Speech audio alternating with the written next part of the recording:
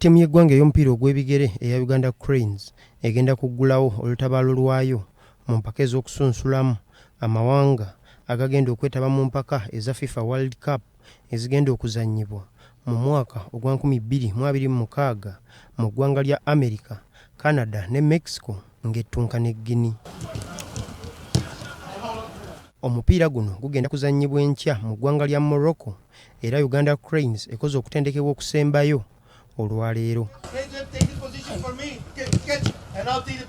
Salim Jamal Magoola ono nga mukwasi wa goal owa Uganda Cranes agamba abazannyi bonna bali mu mbeera nnungi nga beetegefu okweŋŋanga Guinea era asuubiza bannayuganda ng'omupiira guno bwe bagenda okugufuna mu bubonero busatu. Abannayuganda balina twesiganga bwe tubadde tuzannya mu competition eziwedde nti tubadde tufuna obubonero okuva obweru wawaka, nsuubira nti kye tugenda okukola gino empiira ebiri nti tugezeeko okufuna obubonero obusobola tuzza mu mpiira egiddako omwaka ogujja mu fixture eyo obanga tusobola okuba nga tuzanyira ewaka nga tuli basanyufu era nga tulina obubonero obutumala.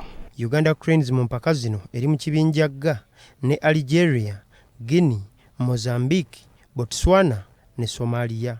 Halidi Lwaliwa ono nga muzibizi wa Uganda Cranes agamba omupiira guno tegugenda kubeera mwangu wabula beeteeseteese bulungi okuguwangula. Omupiira gwe tusamba gwe gumu, gwe tusamba e Uganda, gwe tusamba gwe basamba ku Europe, gwe basamba ku Africa.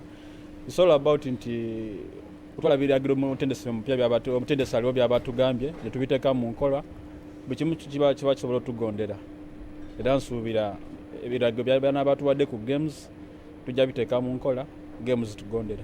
Oluvannyuma lw'omupiira guno Uganda Cranes egenda kuzzaako kuttunka ne Somalia ku lwokubiri olujja nga n'omupiira guno gugenda kuzannyibwa mu kisaawe kyekimu. Kale tetugenda kusukka wano kuddako puroguramu amaaso ku ggwanga